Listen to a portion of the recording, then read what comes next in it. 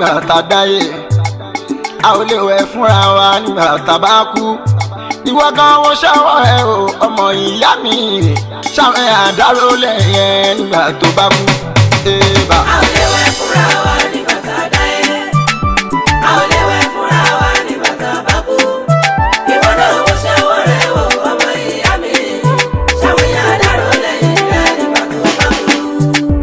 a ò lè wẹ̀ fúnra wa nígbà tá a dáyé a ò lè wẹ̀ fúnra wa nígbà tá a bá kú ìwọ náà wo ṣọwọ́ rẹ o ọmọ ìyá mi ṣàwọn àdáró lẹ́yìn ẹ nígbà tó bá kú. a ò lè wẹ̀ fúnra wa nígbà tá a dáyé a ò dáyé o a ò lè wẹ̀ fúnra wa nígbà tá a bá kú láíláí. ìwọ náà wo ṣọwọ́. My name is Yahya Nafra, Imam of Masjid in New York. Wallahi al-Azim. I don't know what to say or where to start about the history of our Sheikh Bunyamin Ojuolakwe. Alhaji Bunyamin was a nice man and generous and cheerful because Almighty Allah blesses one of the founder of Nigeria Muslim in US entirely. So this is the reason why we are here today in order to join the group, to bury our chief Imam, our missionary. May Almighty Allah forgive him, Almighty Allah save him from the punishment of the graveyard, inshallah. May Almighty be with his family together, inshallah. Wallahi, our Sheikh is not someone that we cannot even forget because of his legacy. So we ask Almighty Allah to please forgive him and to forgive all of the entire believers. May Almighty Allah forgive us all. I really appreciate your attendance. Kọ́ bí bàbá lọ́kùnrin, àwa mẹ́rin ni bàbá bí, ẹ̀gbọ́n mi ti ṣaláìsí, èmi ni ó kù báyìí. Then lẹ́yìn tèmi kò mọ ọ̀yá òkú súnmọ́ yìí. But my relationship with my father, I was very close to him, being a first son. But they explained more life to me when I get to the United States 30 years ago. He told me how the procedure in the United States of America. And it was for me that, whatever I did in this country is by Nigeria Muslim Council. And I don't want you to leave Nigeria Muslim Council anywhere you are in your life. And even tell me that if I die, I want Nigeria Muslim Council to bury me and give me the ritual burial. We are very close. I'm close to my dad, and I look like him. Most people in the United States know that it's my confidential. I'll miss him a lot, but I accept the will of God. There is nothing I can accept more than the will of God. It's been 9 years that I've been going to take him to the hospital back and forth, but I thank God. He fight the fight, but he cannot win the death. The death is already taken away from me, and I accept that.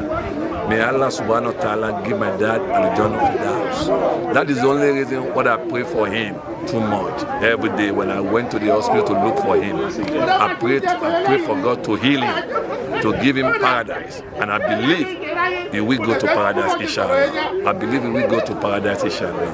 Allahumma anta Bismillahirrahmanirrahim. Qul huwallahu ahad, Allahu samad.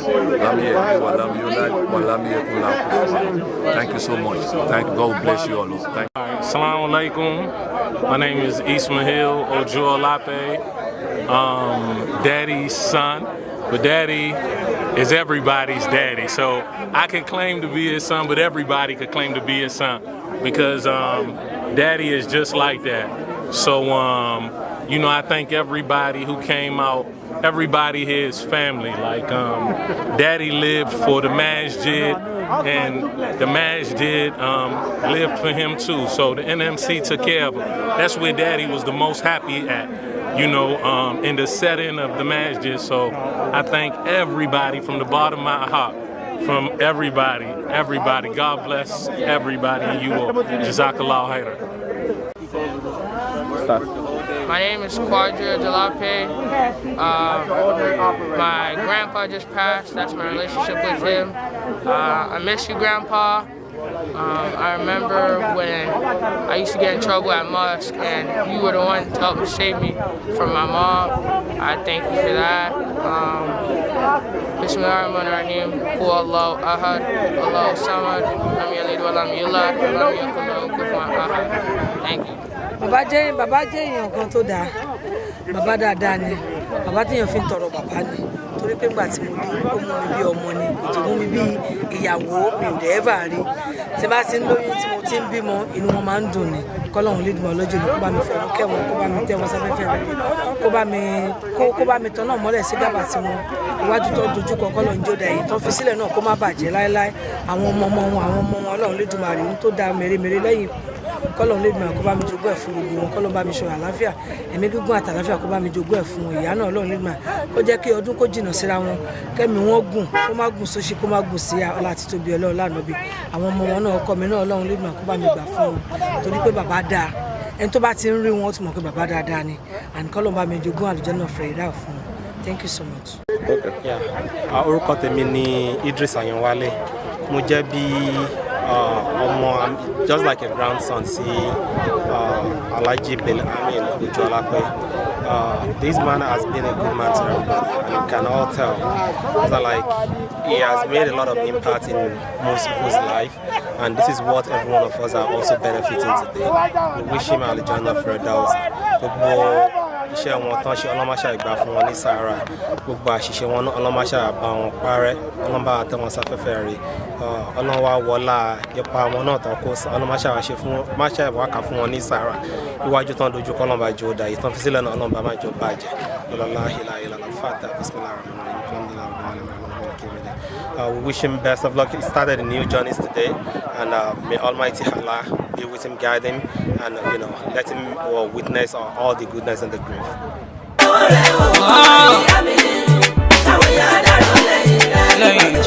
Mashallah, àkúkú ẹ̀ fúnra wa nígbà tá a dáyé o. A ò lè dáwọ́ ẹ̀ fúnra wa nígbà tá a bá kú. Ìwọ gan wo ṣẹ́wọ́ ẹ̀ o, ọmọ ìyá mi o. Ṣé wọ́n dárò lẹ́yìn yẹn nígbà tó máa ń kú tán? A ò lè wẹ̀ fúnra wa nígbà tá a dáyé. Nígbà tá a fi wáyé o. A ò lè wẹ̀ fúnra wa nígbà tá a bá kú. Lọ́jọ́ tá a bá kú tán o. Ọmọ ìyá mi o. Sauty o, ìwòwò ṣálábì wa oníjọ tàdáyé. Wọ́n dá ẹ láṣọ ní fìbò owó wa. Tábà tún ṣe tán o, tàṣìn kò bá tó. Ìwòwò ṣálá ó lọ bọ́ọ̀lù wọ́n bá o. Ẹ bàṣírí ẹ̀ náà ó sì máa wá wí.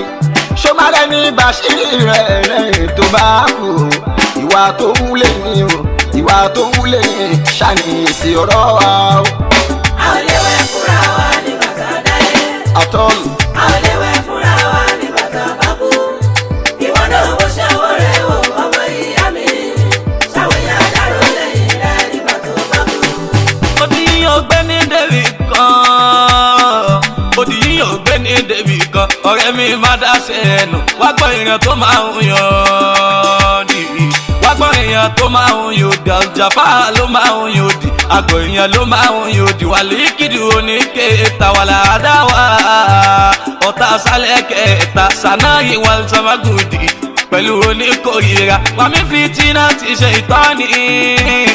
Àtàbùrú ẹni ẹ̀kọ́ tí ń jẹ́ Sátánì. Odi máa ń jákun ìfẹ́ láàrin ọmọ ìyá ìyẹn nínú Ìsìlámù. Odi máa ń gbàjọ́ ọmọ ìyá jẹ́, ó máa ń jákun ìbáṣepọ̀. Òmùgọ̀ lẹ́ni tí yóò di lójú ẹni tó bá ń bá yóò di. Gbogbo ohun tẹ́ni tó ń bá ṣe á máa jágọ̀ lójú ẹni nítorí ìpọ́jọ́ lòdì rẹ̀. Ohun tí ń ṣe kò ní nítumọ̀ wọ́n tẹ̀sí àdúlé ara wa. Odi máa ń sálẹ̀ pọ́ta wáyé sátọ́ bá ṣe ìtọ́ni. Ó máa ń sílẹ̀kùn fèsù ni, ó máa ń sílẹ̀kùn fèsù ni tí mùsùlùmí méjì bá yóò di.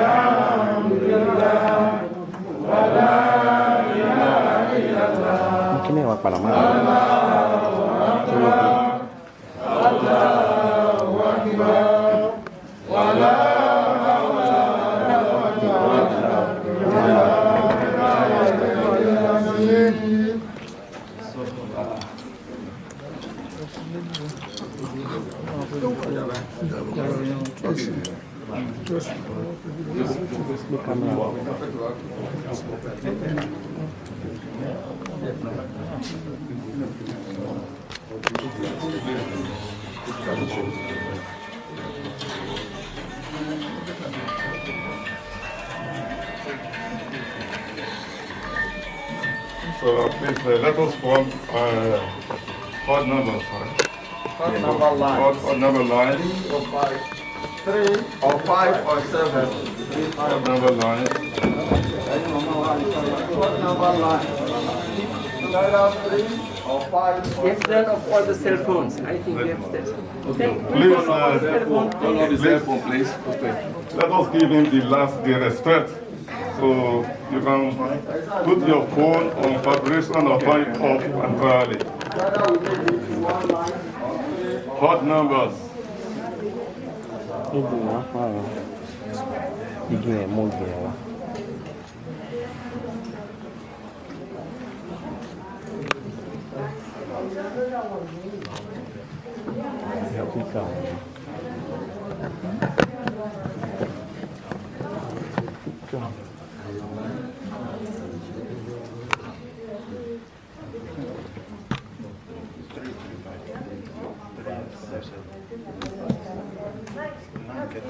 no, line. 3. Yeah, you can be many on the line, but it should be just 3 or 1 or 5. Odd numbers. Put your odd numbers.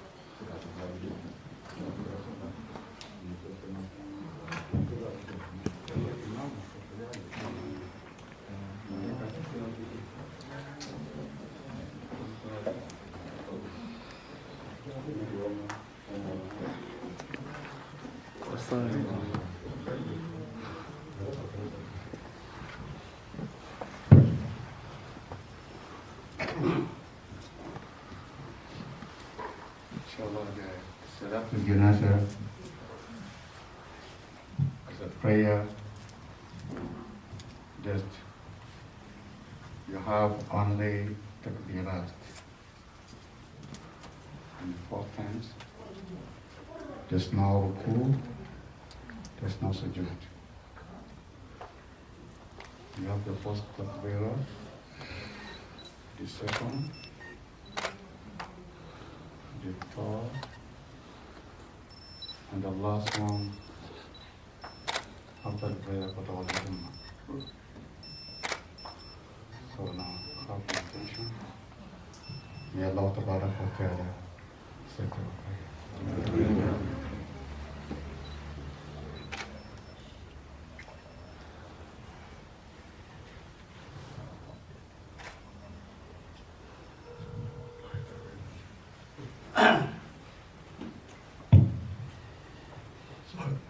You don't have more than that, just to be grateful to Allah subhanahu wa ta'ala.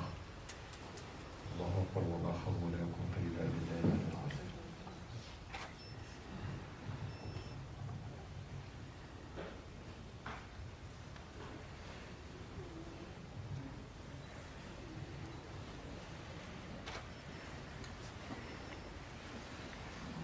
Allahu Akbar. Allahu Akbar.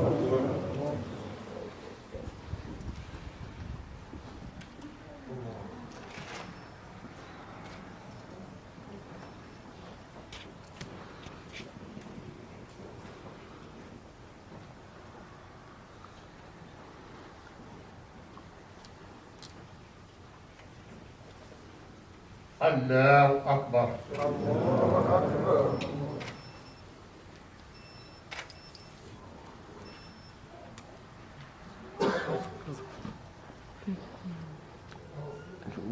Akbar. tí mùsùlùmí méjì báyòdì ó dákọ̀ páyẹ́ lọ́wọ́ tọ́ àfijù kan páyẹ́ lọ́wọ́ tọ́ ṣùgbọ́n lèèyàn gèfèrí lòdì ẹni tí ń bọ́ lọ́hùn yòdì tó gbẹ̀rún sílẹ̀ láyì kí tó fáwẹ̀ sílẹ̀ láyì gbà tó lòun ní bọ́ lọ́hùn ṣe báwo bá bá rẹ̀ dá ẹ̀ ṣe bí kò ṣẹ̀ṣẹ̀ níbẹ̀ ṣùgbọ́n má ṣe bá mùsùlùmí yòdì ọ̀rẹ́ wa dákun má ṣe bá mùsùlùmí yòdì kágbára wa rẹ̀ ló mọ̀ tọ́ ká lè jọ nígbẹ̀yìn rere. A ò lè wẹ̀ fúnra wa nígbà tá a dáyé. Mashallah. A ò lè wẹ̀ fúnra wa nígbà tá a bá kú.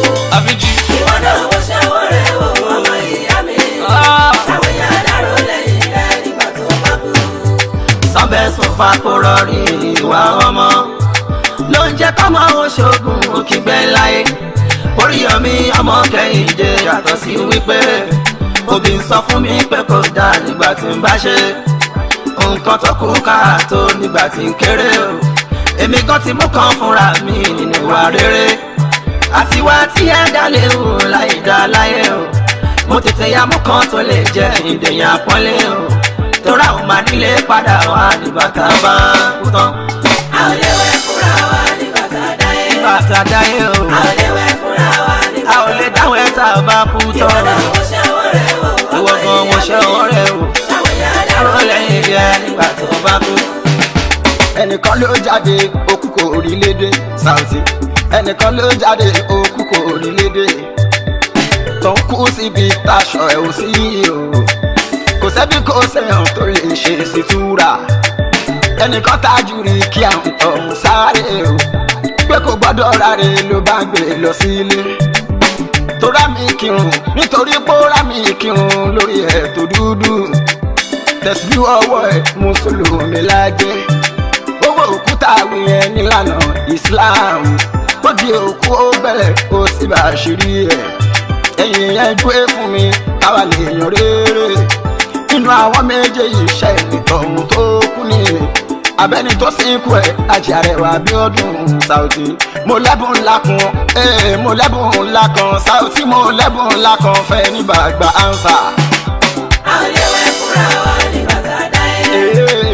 A ò lè wẹ̀ fúnra wa. Alájàrẹwà Abíọ́dún ọgbọ́n pòfẹ́sọ̀ bàbá ṣó ń gbọ́ mi. Àwọn èèyàn dárò lẹ́yìn rẹ̀ nígbà tó bá kú. Abanijẹ́ lẹ́yìn wá gbọ́ mi. Abanijẹ́ lẹ́yìn wá gbọ́ wá sí. Kí ló dé tó ń bọ ẹ̀jẹ̀? Ṣé nítorí kó lè dání? Sọ̀rọ̀ lọ́rọ̀ lẹ́yìn mi ò sí lé nítorí kí wọ́n lè dá. Káì àdáadáa ayé yìí ló máa gbọ́ èèyàn tó máa ń ṣe bàjẹ́. Mùnáfíkì ló máa ń ṣe bàjẹ́. Ìyẹn sálá lábòsí kò sílé kò sí ní ìta. Àwọn sáánà ṣe ìsọ̀gùn. Ẹ̀rí àwọn náà ṣe ìsọ̀rọ̀ kò sí tó dá lójú ẹ̀ bóyí tó dá bẹnu àtẹlù bẹ́ẹ̀ kò róhùn gbèsè. Owó àníjù ó máa ń fàbàjẹ́ ìkórìíra máa ń fàbàjẹ́ nítorí pé kó tó wà òwú ẹ ló ṣe wá ń ṣe bàjẹ́. Ọ̀rẹ́ mi ẹ̀rọ ọ̀rẹ́ rẹ ló ń jẹ́ lẹ́yìn ẹ̀ ọ̀rẹ́ mi kí ẹ sára rẹ̀. Tí kú bá ka ẹ̀ mo yí wá ìbàjẹ́. Ìyá Ọlọ́run ń dúró dè ẹ́ ènìyàn tó bá tí ò túbọ̀ wá foríjì lọ́dọ̀ Ọlọ́run mi. Èèyàn tó bá tí ó túbọ̀ ẹsẹ̀ wá foríjì lọ́dọ̀ Ọlọ́run mi kò wà lè nígbẹ̀yìn rere. A ò lè wẹ̀ fúnra wa nígbà tá a dáyé. Kùlù náà sí. A ò lè wẹ̀ fúnra wa. Ṣáà ìkọ́tì mọ́tì. Ìwọ náà wo ṣe owó rẹ̀ wò ọmọ ìyá mi. Ó dáadáa o. Àwọn èèyàn dárò lẹ́yìn rẹ̀. Lẹ́yìn tó bá kú. Àdáni kan jẹ́ wá kan tí ó dá rárá. Àríjẹ má fẹ́ kẹ́nìkan ọ̀nà àtijẹ́. Personal assistant ló jẹ́ sólówó tó sì mọ̀ wípé ọ̀rẹ́ ń sọ́fà kó tó lè jẹ nǹkan sínú. Oníbà ń sọ fún lówó rẹ̀ kó gbà mí síṣẹ́. Mo mọ̀ pé mo dára níbi káwa kò lò. Olówó sì bí ẹni jẹ́ tá a ṣe lè rí dráìvà. Ó ní kò ní ẹ̀ lára láti máa ṣe bí ẹ̀. Tòun ti ṣẹ́ dráìvà mọ́ ẹ̀wù ara ẹ̀. Àdáni kan jọ pọ́njọ lè lọ ìka tó gbóríyìn. Ó wá rántí pé ọ̀la ọmọ tó bá bí o. Ó lè jàǹfààní ẹnìkan tó ti ṣèrànlọ́wọ́ fún. A ò lè wẹ̀ fúnra wa nígbà tá a dáyé. A ò lè wẹ̀ fúnra wa nígbà tá a bá kú. Ìwọ náà wo ṣe owó rẹ̀ wò ọmọ ìyá mi. Ṣàwọn èèyàn dárò lẹ́yìn rẹ̀ nígbà tó bá kú. Àdúrà ṣánígì ẹ̀bùn ọ̀hún tí mo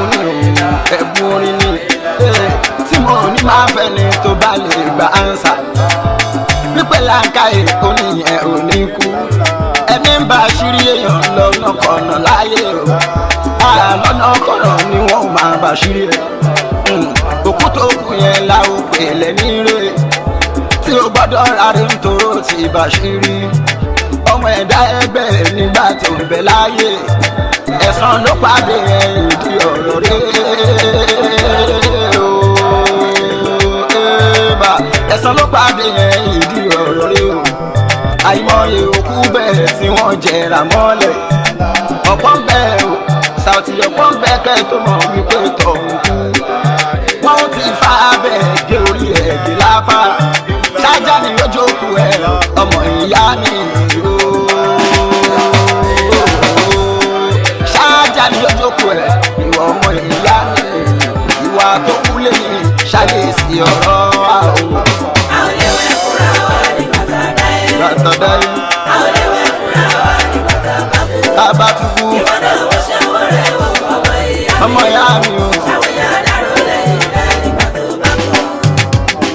Oníṣẹ́rí mi gbọ́ kẹ́kọ̀ọ́ rẹ̀, aláṣẹ gbọ́ kẹ́kọ̀ọ́ rẹ̀, àbíjú mọ́ aláàkàn tí sọ̀rọ̀ tẹ́nìkan ò mọ̀ nígbà tá a wà ní kékeré bẹ́ẹ̀ nìkan jọ pé Ọlọ́run a máa gbàsọ àṣírí lọ́dọ̀ télọ̀ fi bàṣírí òkú kágbọ́gbọ́n àsọ̀hún níbẹ̀rẹ̀ wípé wọn kọ́ pẹ̀lú èrò ọkàn wa wípé télọ̀ ní ń bọ̀ aláṣọ yẹn tọ́tọ́ bí mi náà ti ń bòyàn mo sì tó gbọ́njú bàbẹ̀ ìṣẹ́rí bàbá kan ló ṣaláìsí akúnfẹ́sẹ̀ bí ìṣe wa akúnlọ́bẹ̀ láti ìlọ́ba sọ télọ̀ ní òṣàṣọ́ nílẹ̀ mọ́ télọ̀ ní òṣàṣọ́ nílẹ̀ mọ́ èmi gẹ́gẹ́ kọ́ mọ́ òyìn ẹni tí ń bòyìn lásọ yẹn ó ti jẹ́ pé Ọlọ́run mi ó ti jẹ́ pé Ọlọ́run àṣírí ni pé ń gbọ́dọ̀ sọ fẹ́ nìkan nígbà tó wà nílé ayé kódà nígbà tó dúkú tán ó ní gbọ́dọ̀ wí fẹ́ nìkan àṣírí pé látòrí lọ ẹni bá fẹ́ aṣọ àṣírí tó fẹ́ kó kú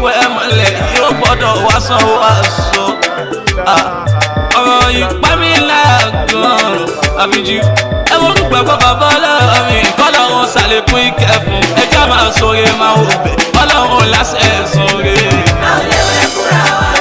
mo wo sọ́wọ́ yọ táwọn yọ àgbẹ̀ o ṣé wọ́n lọ sọ dáadáa lẹ́yìn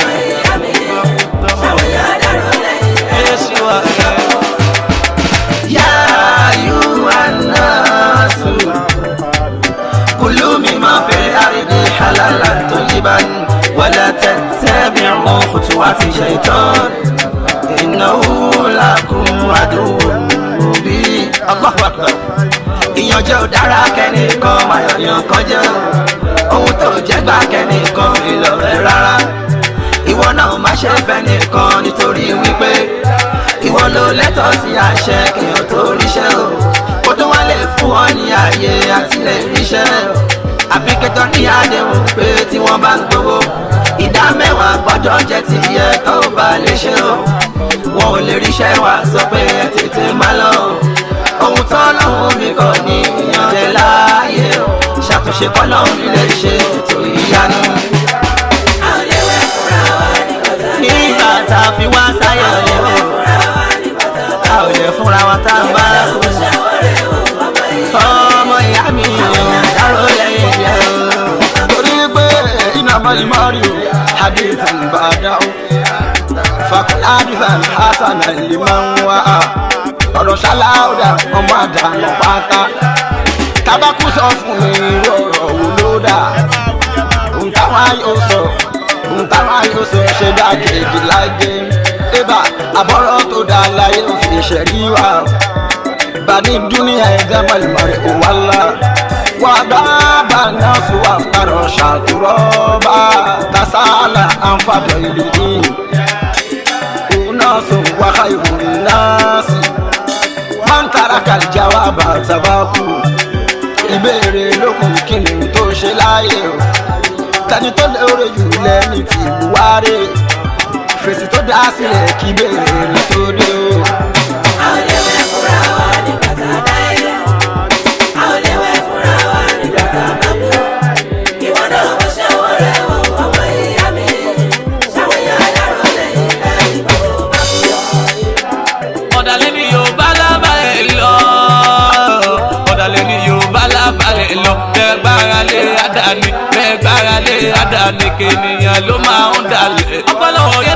múlẹ̀ àfíjú tó pọ̀ tí ò dání torí tá ò bá rán mọ́ lọ́jà ọjà onírànmọ́ sílé ọ̀rẹ́ ló kọ́kọ́ ń dání kó tó di ipa àtàdání tí kù ilé ó bá pa ní tòjú ò lè pa ní. àìmẹ̀yẹ́ yìí ni ó jẹ́ káwọn pa èyí pé gbà kó ọmọdé dákun kí mọ́sá fojú di bóyá gbàdákun bẹ́ẹ̀ fún ṣàpọ́nlé àjùní lọ. àkọ́kọ́ náà ń pè òun torí ibi tí òun lọ ní. ọgọ́rùn-ún sì ló wà láyé ọgọ́rùn-ún sì ló wà láyé alábòsí ṣe bọ́n ló mogun aláyọ̀ ló bá wọn kọ̀. ó ní tí inú mi máa ṣe bọ́n ló fà yòókù mọ́ra kàmọ́ra torí ìgbẹ̀yìn rẹ̀ má fojú dẹ̀dá ẹgbẹ́ rẹ̀ torí ṣe bọ́lá lọ́wọ́ la ẹni tí ó bá jẹun tó ní èmi ìgbàlẹ̀ wá di tiẹ̀ gbọdọ̀ la. má jẹ́ kíkú ká fojú ti mọ́ ẹ lọ ọ̀rọ̀ má jẹ́ kíkú ká fojú ti mọ́ ẹ lọ kò lè ní gbẹ̀yìn rere. a ò lè wẹ̀ fúnra wa nígbà tá a dáyé. a ò lè wẹ̀ fúnra wa nígbà tá a bá kú. ìwọ náà mo ṣe wọ́n rẹ̀ wọ́n. ọ̀rẹ́ mi ṣàwọn yàrá dárò lẹ́yìn tó bá. alágbára kalẹ̀ wù ìwà tá a bá fẹ́ ṣùgbọ́n kò sọ́nà láti ṣe àṣegbé rárá. ó gbà láyé wá gbẹ̀san nígbà tó bá kú. ó kírun tó tún bá wẹ̀ kún. ọ̀rẹ́ ó kírun tó tún bá wẹ̀ kún. ìwà ṣe kókó àṣẹ ńlẹ́sìn láláì níwà kún. kò lè pé tán ẹ̀sìn ní pẹ́ńsù ohun tó bá kọ ẹ̀ṣẹ̀ ní cleaner. ṣeré bó ṣe oníkálukú àgbẹ̀san bóyá. rútìyà sórí kẹ́mi gbẹ̀tẹ̀ mi ọ̀la máa tó wí o. ṣẹ́ni tó ń lẹ́tọ̀ sálùjọ́ náà ni kò sì àjẹ́ náà. a ò lè wẹ̀ fúnra wa nígbà tá a dáyé. nígbà tá a fi wá sáyé rí. a ò lè wẹ̀ fúnra wa nígbà tá a bá kú. ìwọ náà mo ṣe wọ́n rẹ̀ ó ṣẹ́wọ́ ẹ̀ o. ṣàwọn ìyá dárò lẹ́yìn rẹ̀.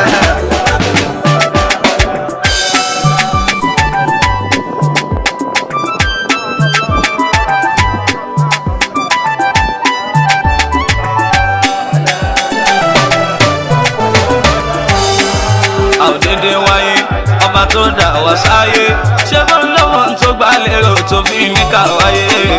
àwòdédé wáyé ọba tó dà wá sáyé ṣé bó ń lọ́wọ́ tó gbá lérò tó fi ní ká wáyé. àwòdédé wáyé ọba tó dà wá sáyé ṣé bó ń lọ́wọ́ tó gbá lérò tó fi ní ká wá sáyé. àwòdédé wáyé wá sáyé ọba tó dà wá sáyé. àwòdédé wáyé ọba tó dà wá sáyé ṣèbó ló mọ ohun tó gbá lérò tó fi ní ká wáyé. àwòdédé wáyé ọba tó dà wá sáyé ṣé bó ń lọ́wọ́ tó gbá lérò tó fi ní ká wáyé.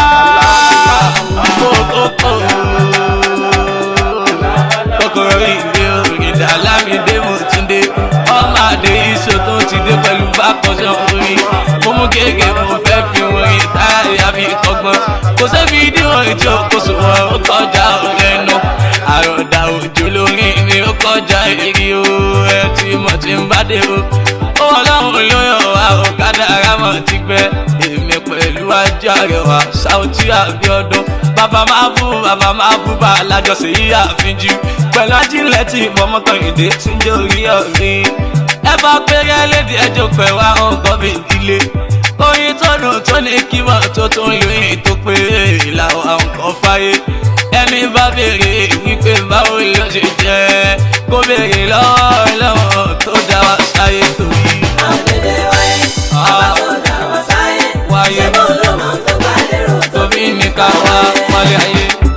bẹ́ẹ̀ àwọn àbíkú láyé o abẹ́rẹ́ àwọn àbíkú láyé lọ́nà tó yàtọ̀ sí pé sickle cell class táwọn doctors ń ṣàlàyé wípé genotype ààrẹ nìkan ó máa lè ṣàkóbá fún lọ́pọ̀ láyà kan máa bímọ aláìsàn láyé ìgbà tó wù aláwòrán ló lè gbẹ̀mí kó wá alábìkú láyé ẹ má jẹ́ kẹ́nikẹ́ni ó lọ ṣe yín lọ́nà ẹ sì máa bíró ẹ sì máa bíyẹ ṣọlọ́run tó pa àwọn ọmọ wa náà bí iṣẹ́ tẹ̀ṣẹ̀ ni ẹ wí náà ọlọ́run ló mọ̀ tó gbà lérò tí ṣẹlẹ̀ fi wáyé.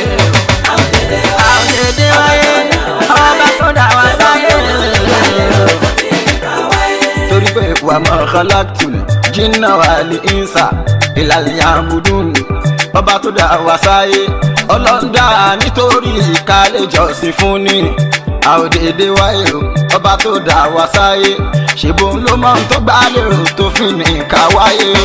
a ò dédé wáyé ọba tó dá wa sáyé ṣèbọn ló mọ ohun tó gbá lérò tó fi ní ká wáyé. Yẹ̀fàlù máa ṣàwọn àlá ọba ṣe yóò lọ́yọ̀ mi ló ẹrù ẹ̀ tó dá tó bá wọn lọ́hùn wàhálà ò lè ní kẹrù ẹ̀jọ́ lọ́la kò sẹ́ni tí dẹ̀ra òwú àbí gàì gbogbo alówùká pàṣẹ.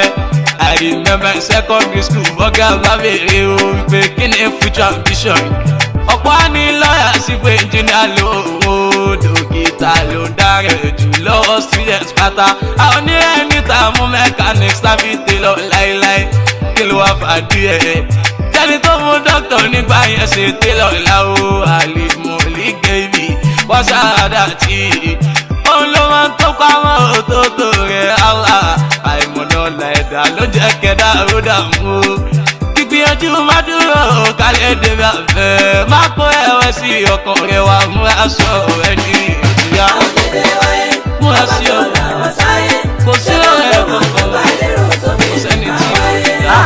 ìyàwó ronú pọ̀pọ̀ tóun fẹ́fẹ́ wípé àwọn tí dájọ́ wedding ló bá máa yarí pé òun ò máa ṣe mọ́ ara mi káyéfì léyìí o.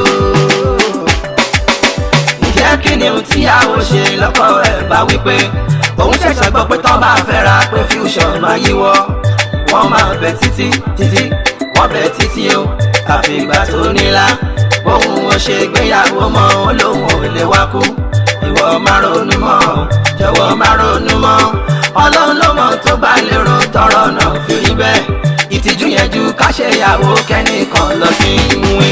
a ò dédé wáyé ọba tó dá sáyé tó bá lérò tó fi ní ká gbogbo ẹni tí ò lẹ́sìn o igi sàn. La ilaha illallah Allahu Allah illallah.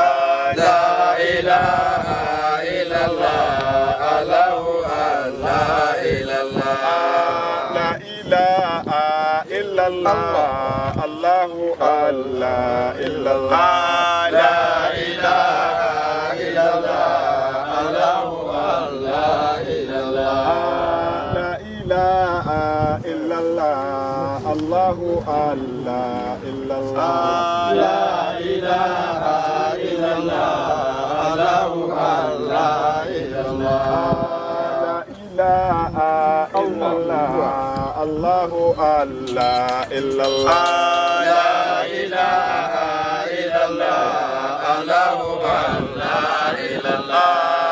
La ilaha illallah Allahu Allah illallah. La ilaha illallah Allahu Allah illallah. La ilaha illallah Allahu Allah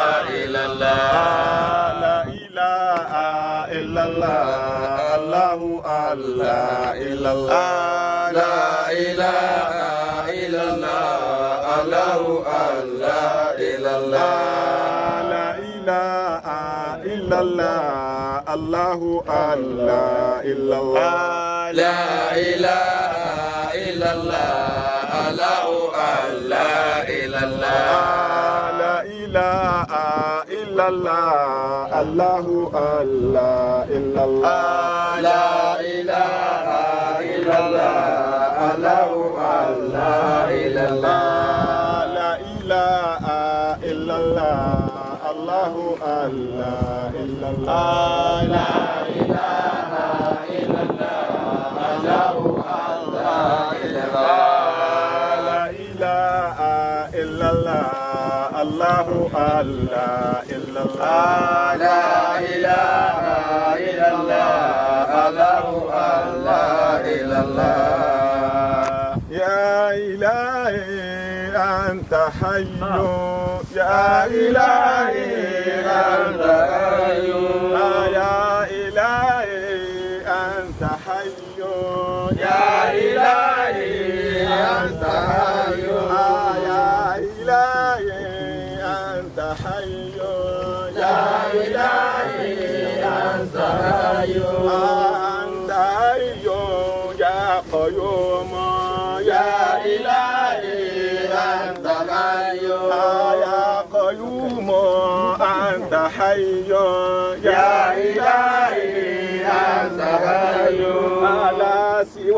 سواك في البقاء يا إلهي أنت حي على سواك في البقاء يا إلهي أنت حي على سواك في البقاء يا إلهي أنت حي على سواك في البقاء يا إلهي أنت حي على سواك في البقاء يا إلهي أنت حي يا قيوم أنت حي يا إلهي أنت حي على سواك في البقاء يا إلهي أنت حي على سواك في البقاء يا إلهي أنت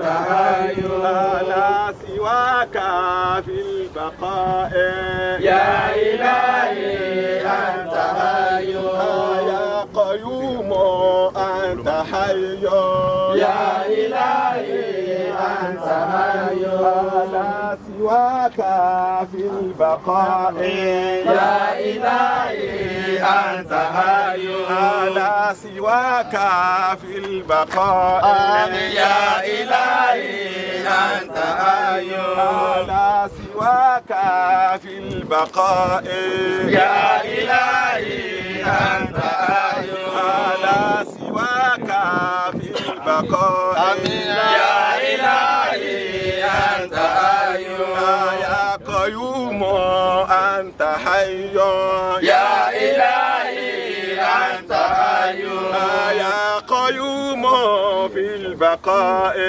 يا إلهي أنت حي يا قيوم في البقاء يا إلهي أنت حي على سواك في البقاء يا إلهي أنت حي على سواك في البقاء يا إلهي أنت حي على سواك في البقاء يا إلهي أنت حي على سواك في البقاء يا إلهي أنت حي على سواك في البقاء يا إلهي أنت حي يا قيوم في البقاء يا إلهي أنت حي على سواك في البقاء يا إلهي أنت حي على سواك في البقاء يا إلهي أنت حي الله الله الله الله الله الله الله الله الله الله الله الله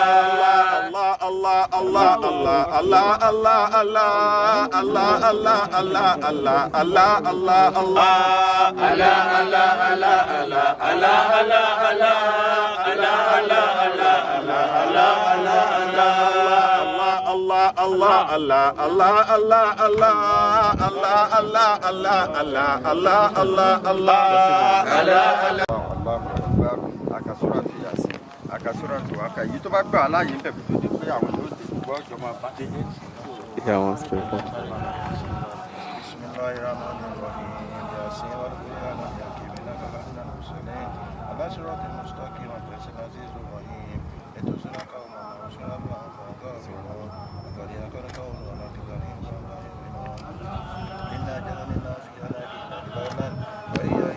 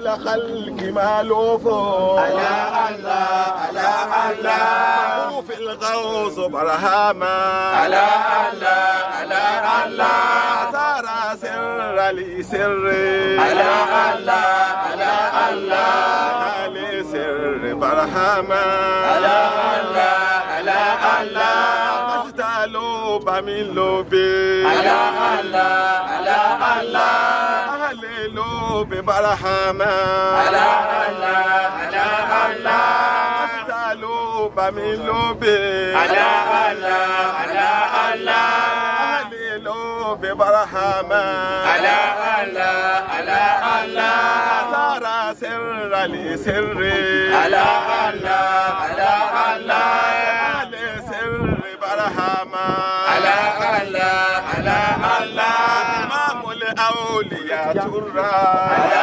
الله على الله إمام الأولياء ترى على الله على الله كل وكيل برهاما على الله على الله كل وكيل برهاما على الله على الله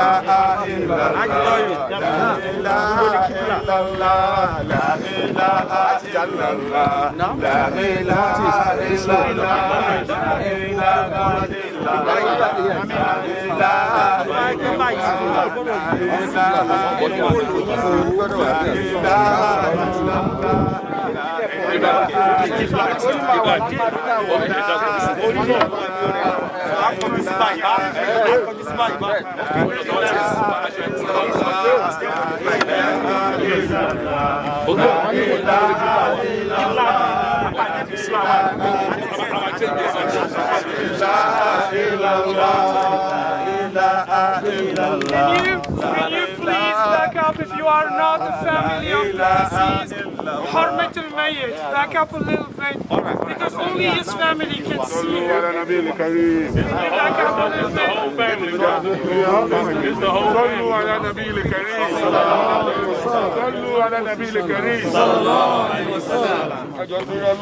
Wọ́n fẹ́ kí àwọn àfáà tí wọ́n fẹ́ ṣe ètò bí bàbá ṣe máa wọnú sàárè àwọn náà fẹ́ ní àyè yìí ẹjọ́ torí Ọlọ́run sódà tẹ̀ kí wọ́n lè ṣe gbogbo gẹ́gẹ́ bí ó ṣe yọ ẹjọ́ bá súnṣẹ́ díẹ̀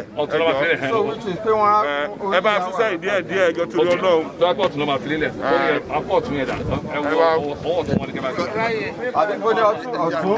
left ló máa bọ́ sílẹ̀ yìí o.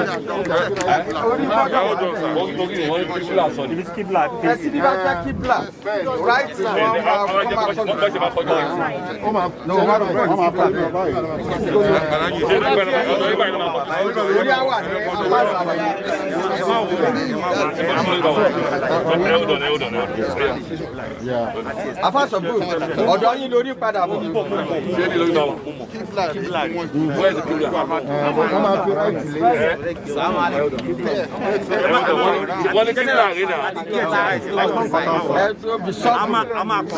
Salamu alaikum.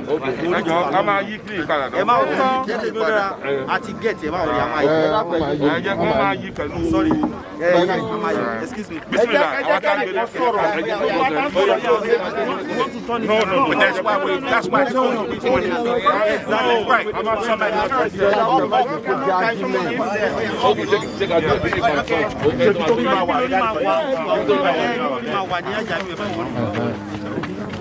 Barakallah. Thank you. Oh yeah, I give you.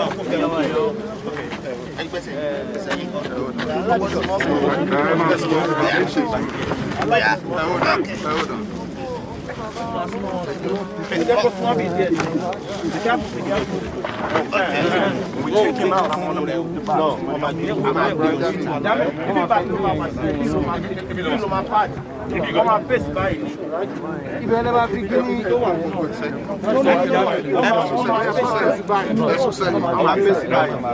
hold on.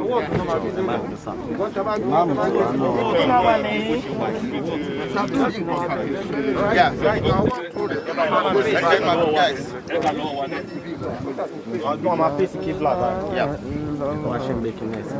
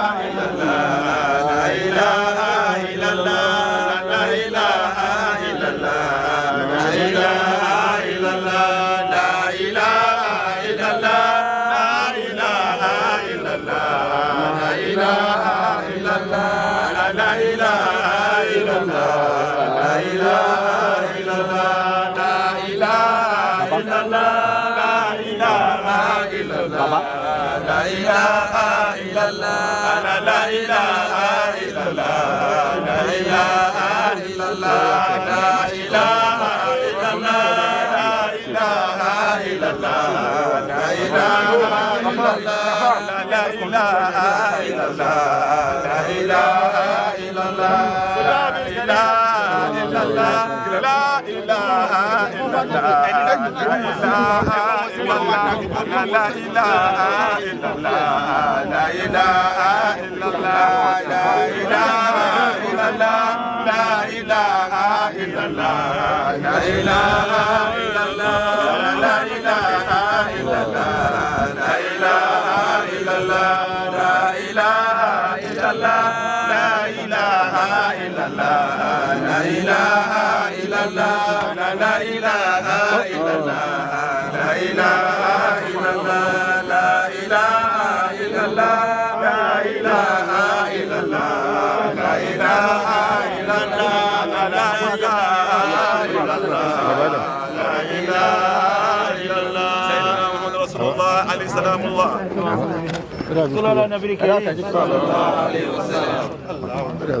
Wọ́n fẹ́ kí kásímẹ́yìn yẹn ní wàá mọ ọdún ṣe ń ṣe jù. Please turn off your phone, please.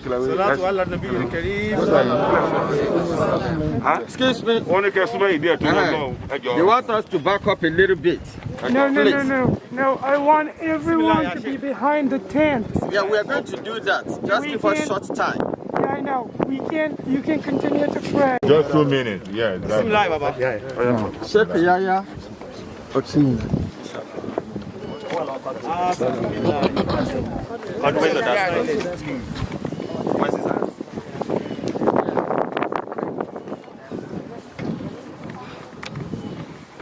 Amin ya Allah. Amin ya Allah. Bismillah alhamdulillah Rasulullah. Alhamdulillah Rasulullah. Bismillah alhamdulillah Rasulullah.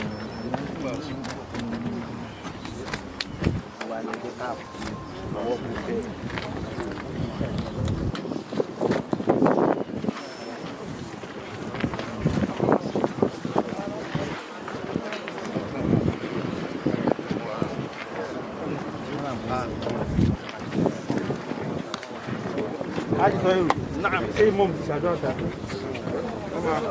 ما فيها شرط Kàn jẹ́ kí gbogbo pé kí nílé wọn náà kọ́ ẹ̀sùn máa ṣe lẹ́kṣọ̀ tí. Àwọn bàbá wa Sheikh Yahya Nafiu láti New York wọ́n kí gbogbo wa ká pẹ̀lú kọ̀ọ̀ká ṣe àṣàlátù fún Ànábì wa Muhammad. Ọlọ́run kó máa fi ìkẹ́ àti ìgẹ̀ kó máa mú fún Ànábì wa Muhammad. Ọlọ́run kó máa kẹ́ gbogbo àwọn alẹ́ Ànábì wa Muhammad.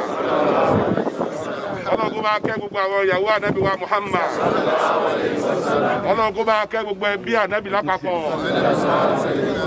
Ọlọ́run ṣèkẹ́ gbogbo agbolé Ànábì wa Muhammad àtàwọn mùsùlùmí lápapọ̀. Àti ará ilé àtàwọn sàábì Ọlọ́run kó kọ́ ọkọ̀ ọkọ̀. In the name of Allah, the benefactions and His mercy. Oh, wow. Okay.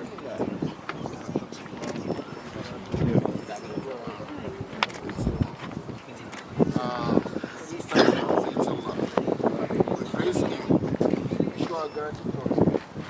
May the peace and the blessing of all nature upon Muhammad sallallahu alaihi wasallam. Alhamdulillah, once again. Almighty Allah says in Al-Quran Al-Azim, بعد أعوذ بالله من الشيطان بسم الله الرحمن الرحيم منها خلقناكم وفيها نعيدكم ومنها نخرجكم تارة أخرى. This is the promise from Almighty Allah that we will be in this place temporarily, but one day we will return to Almighty Allah, the Creator, the Everlasting One. This is exactly what happened to our father today. So in that case, what Almighty Allah wants us to do is to pray for him. That's number one. And second one, we make some charity, sadaqah, for our late brother. So this is the reason why we are here, according to the ritual of Islam. My brother and sister in Islam, this is a lesson for me and you. Either we like it or not, a day will come for me and you that will be exactly place that our Father will be at this moment. So this is the reason why Almighty Allah wants us to fear Him, to think about it, to connect to Him with Him. So we ask Almighty Allah to please forgive our Sheikh Bunyamin Ojuolape for us. Amen. We ask Almighty Allah to pardon him. Amen. Alhaji Ojuolape believe in Almighty Allah that Allah is one. Alhaji Ojuolape believe that Prophet Muhammad sallallahu alaihi wasallam is the messenger of Allah. Alhaji Ojuolape believe that Al-Quran al-Azim is book. Alhaji Ojuolape believe on this day, Judgment Day, we ask Almighty Allah to please judge him lightly for us. Amen. We ask Almighty Allah to abort him into the paradise. Alhaji Ojuolape believe that paradise is existing. Oh Allah, please, and please enter him into that paradise. Amen. Save him out of the fire, hellfire. Bijai Rasulullah sallallahu alaihi wasallam. Oh Allah, oh Allah, oh Allah, make good preparation for Alhaji Ojuolape. Oh Allah, oh Allah, you are the one. You are the one. You are the one. You are the first and you are the last. Ask Almighty Allah to please forgive him. Amen. Ask Almighty Allah to please forgive him. Amen. Ask Almighty Allah to please forgive him. Amen. Bismillahir Rahmanir Rahim. Amen. Bismillahir Rahmanir Rahim. Bismillahir Rahmanir Rahim. Allahumma anta rabbuh. Allahumma anta rabbuh. Allahumma anta rabbuh. Allahumma ighfir lahu. Allahumma ighfir lahu. Allahumma ighfir lahu. وارحمه وارحمه وارحمه وأفيه وأفيه وكهم عذاب النار وكهم عذاب القبر يا رب العالمين. لا إله إلا أنت لا إله إلا أنت لا إله إلا أنت سبحانك إنا كنا من الظالمين سبحانك إنا كنا من الظالمين سبحانك إنا كنا من الظالمين. لا حول لنا ولا قوة إلا بك يا الله. لا حول لنا ولا قوة إلا بك يا الله. لا حول لنا ولا قوة إلا بالله العلي العظيم. ربنا أتمم لنا نورنا واغفر لنا إنك على كل شيء قدير. إنك على كل شيء قدير. إنك على كل شيء قدير. إنك على كل شيء قدير. منها خلقناكم وفيها نعيدكم ومنها نخرجكم تارة أخرى تهرة أخرى تهرة أخرى. يا إلهنا يا الله يا الله يا رب العالمين يا رب العالمين. اغفر الأموات والمسلمات والمؤمنين والمؤمنات يا رب العالمين. اغفر لنا والخواننا الذين سبقوا بالإيمان ولا تجعل في قلوبنا غلا للذين آمنوا. ربنا إنك رؤوف رحيم. ربنا إنك رؤوف رحيم. ربنا إنك رؤوف رحيم. يا رب العالمين يا رب العالمين يا رب العالمين. اللهم لك الحمد خلقتنا ورزقتنا وهديتنا وعديتنا وآليتنا وألمتنا وألمتنا وألمتنا وألمتنا وأنقذتنا وفرج عنا. ولك الحمد بالإسلام ولك الحمد بالإسلام ولك الحمد بالإسلام ولك الحمد بالقرآن ولك الحمد بالقرآن ولك الحمد بالقرآن ولك الحمد بالإيمان ولك الحمد بالإيمان ولك الحمد بالإيمان. يا رب العالمين يا رب العالمين يا رب العالمين يا رب العالمين. اللهم اغفر لنا ولجميع المؤمنين المؤمنين والمؤمنات يا رب العالمين يا رب العالمين.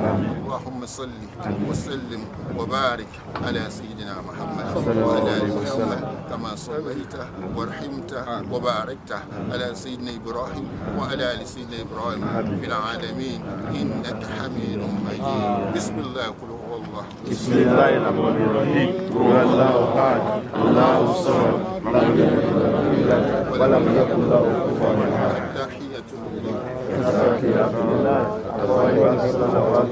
السلام عليك أيها النبي ورحمة الله وبركاته. السلام عليكم وعلى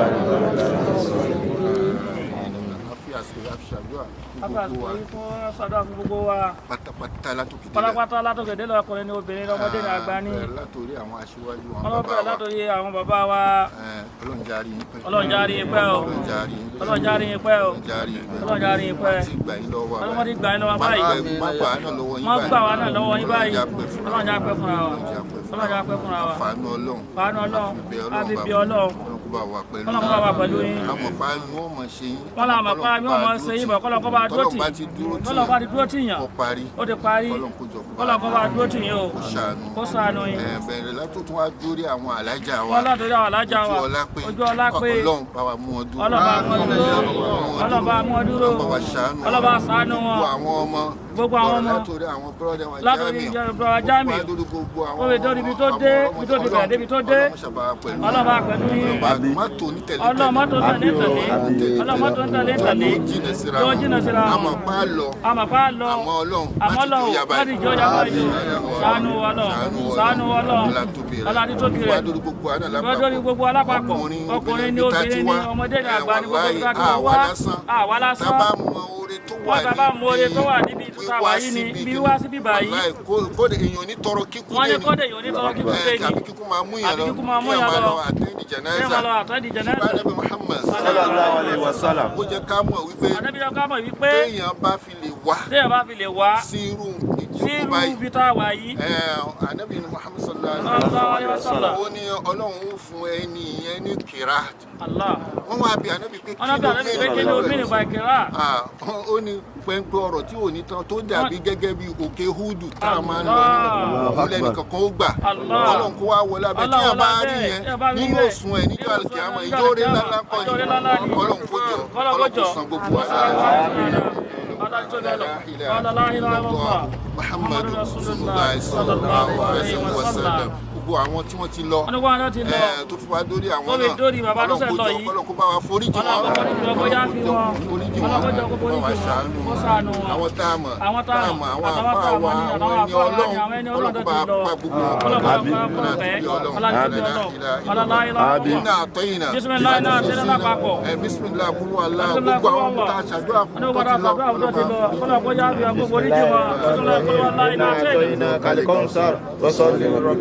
إن شانئك والأبرار بسم الله الرحمن الرحيم هو الله أحد الله الصمد لم يلد ولم يولد ولم يكن له كفوا أحد.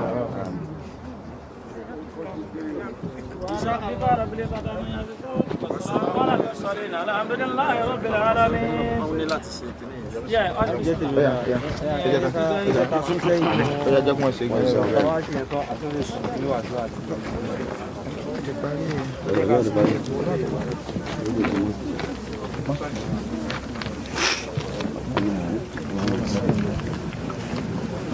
I want everyone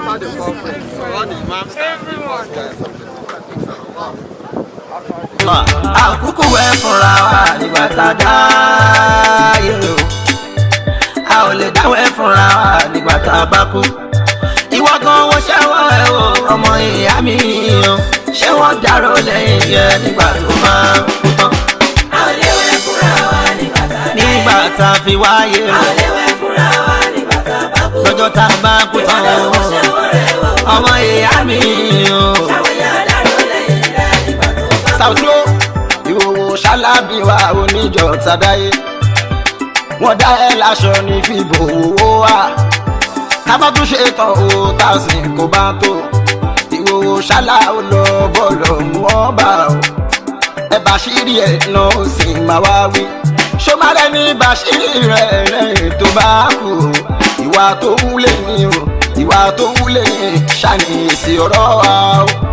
a ò lè wẹ̀ fúnra wa nígbà tá a dáyé. àtọ́lù. a ò lè wẹ̀ fúnra wa nígbà tá a bá kú. ìwọ náà wo ṣe ọwọ́ rẹ wò ọmọ ìyá mi. ṣàwòyà dárò lẹ́yìn rẹ nígbà tó bá kú. odi yíyan gbé ní débì kan odi yíyan gbé ní débì kan ọ̀rẹ́ mi má dá ṣe ẹnu wá gbọ́ ìrìn tó máa ń yan nìyí wá gbọ́ èèyàn tó máa ń yòdì àjàfà ló máa ń yòdì àgọ̀ èèyàn ló máa ń yòdì wà líkìdì oníkẹta wà láàdáwà ọ̀tá sálẹ̀ kẹta sànáyì wà sàmágùdì pẹ̀lú oníkòyìíra wàmí fìtínà ti ṣe ìtọ́ni àtàbùrú ẹni ẹ̀kọ́ tí ń jẹ́ sẹ́tánì òdì máa ń jákun ìfẹ́ láàrin ọmọ ìyá ìyẹn nínú ìsìlámù òdì máa ń gbàjọ́ ọmọ ìyá jẹ́ ó máa ń jákun ìbáṣepọ̀ òmùgọ̀ lẹ́ni tí yóò di lójú ẹni tó bá ń bá yóò di gbogbo ohun tẹ́ni tó ń bá ṣe á máa jágọ̀ lójú ẹni nítorí ìpọ́jọ́ lòdì rẹ̀ ohun tí ń ṣe kò ní nítumọ̀ wọ́n tẹ̀sí àdúlé ara wa òdì máa ń sálẹ̀ pọ́ta wáyé start-up bible ṣe ìtọ́ni ó máa ń sílẹ̀kùn fésù ni ó máa ń sílẹ̀kùn fésù ni tí mùsùlùmí méjì báyọ̀ di tí mùsùlùmí méjì báyọ̀ di ó dákọ̀ páyẹ́ lọ́wọ́ tọ́ àfijù kan páyẹ́ lọ́wọ́ tọ́ ṣùgbọ́n lè yan gèfèrí lòdì ẹni tí ń bọ́ lọ́hún yòdì tó gbẹ̀rún sílẹ̀ láyé kí tó fáwẹ̀ sílẹ̀ láyé gbà tó lòun ní bọ́ lọ́hún ṣe báwo bá bá rẹ̀ dá ẹ̀ ṣe kí kò ṣẹ̀ṣẹ̀ níbẹ̀ ṣùgbọ́n má ṣe bá mùsùlùmí yòdì ọ̀rẹ́ wa dákun má ṣe bá mùsùlùmí yòdì kágbára wa rẹ̀ ló mọ̀ tọ́ ká lè jọ nígbẹ̀yìn rere. a ò lè wẹ̀ fúnra wa nígbà tá a dáyé. mọ́ṣálá. a ò lè wẹ̀ fúnra wa nígbà tá a bá kú. àfijì. ìwọ náà wo ṣe ọwọ́ rẹ wò ọmọ ìyá mi. ṣàwòyà dárò lẹ́yìn rẹ nígbà tó bá kú.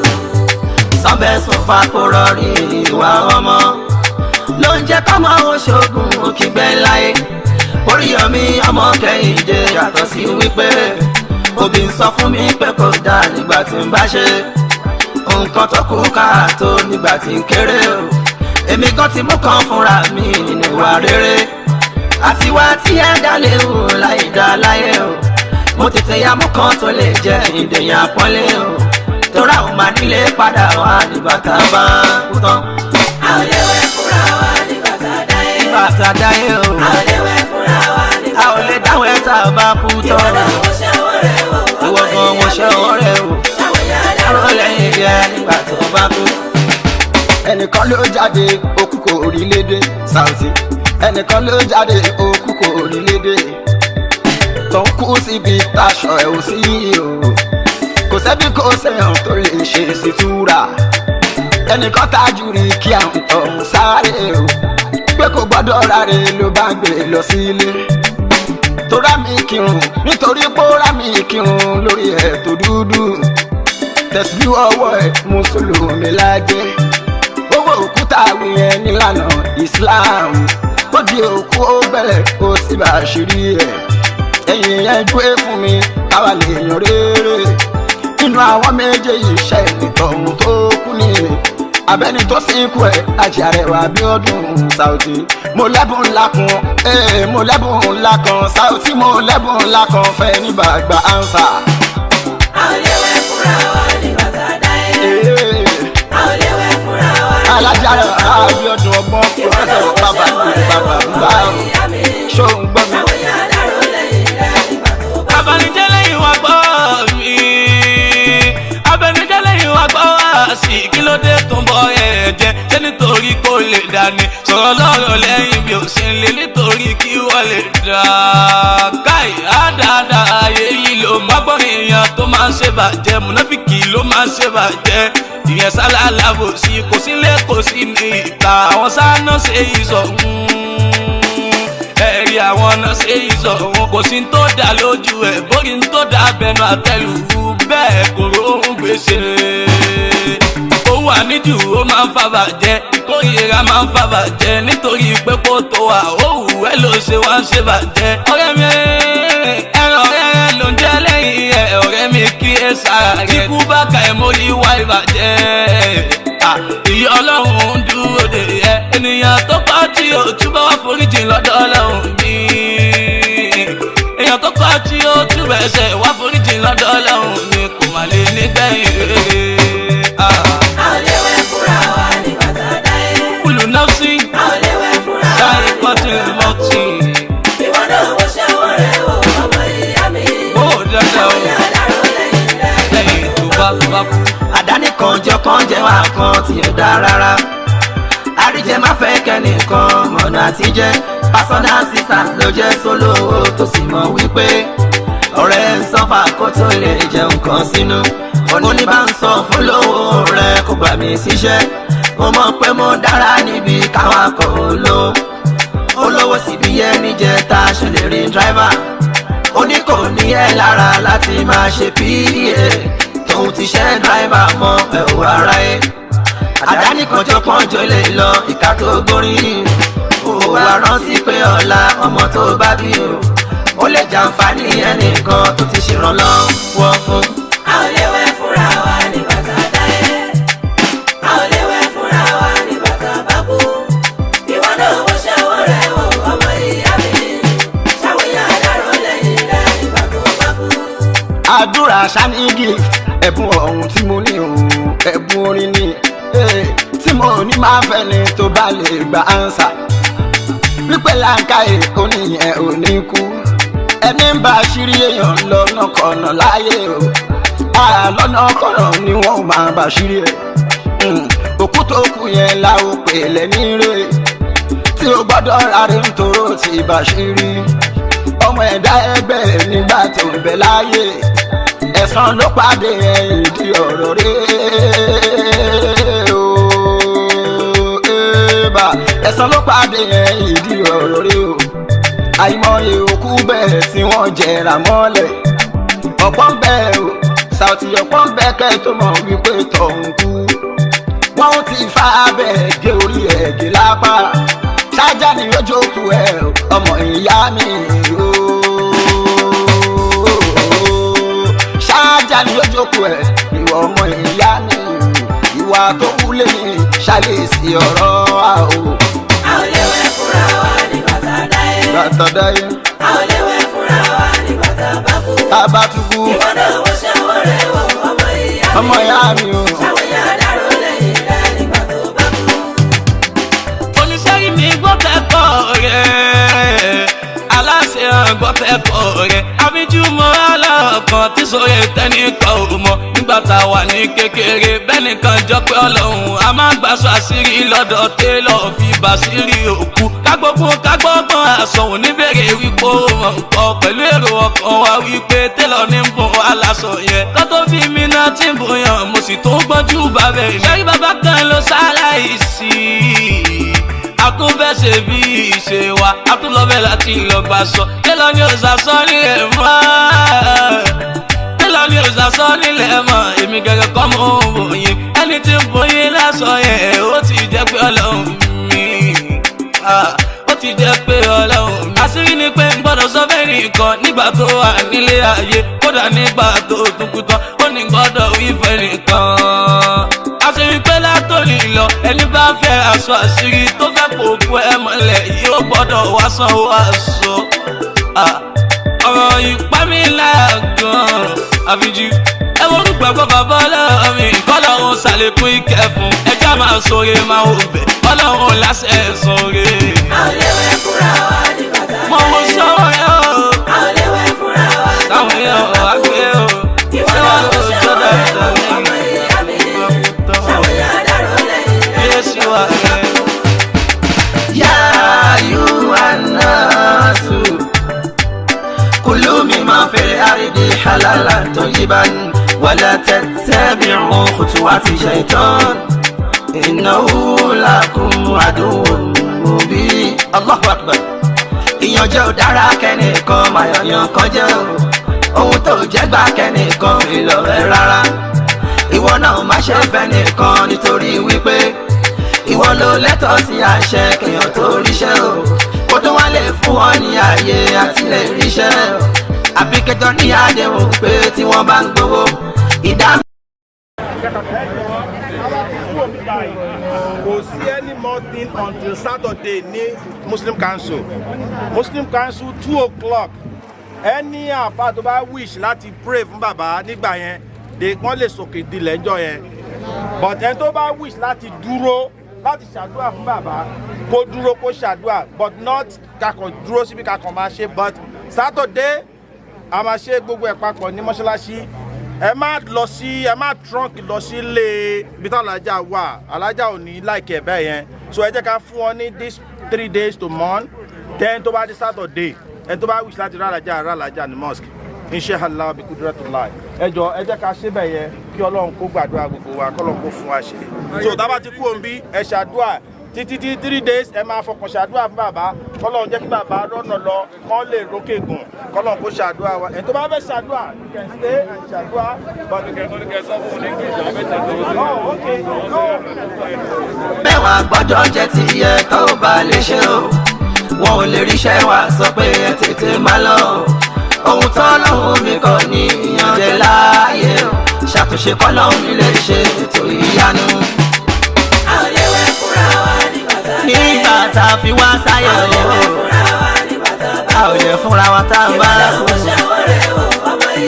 ọmọ ìyá mi ò dárò lẹ́yìn rẹ̀ o torí pé iná malimari o hadithan bàdá o fakun hadithan hasan liman wa ọ̀rọ̀ ṣaláúdà ọmọ àdánù pátá tábàkù sọ fún mi irú ọ̀rọ̀ wo ló dà ohun táwọn ayò sọ ṣe dákejì láìgé ébà àbọ̀rọ̀ tó dá láyé òfin ṣẹ̀rí wa bani dúníà ẹ̀dá mọ̀lẹ́mọ̀rẹ́ kò wá là wà dábà náà sùn wà fàrọ̀ ṣàtúrọ̀ bá tasálà àǹfààdọ̀ ìlú yìí òun náà sùn wákà ìròyìn náà sí mọ́ntàrà kàlìjáwá bá tabaku ìbéèrè lókù kí ni tó ṣe láyé o tani tó lóore jù lẹ́ni tí buhari fèsì tó dá sílẹ̀ kí béèrè tó dé o.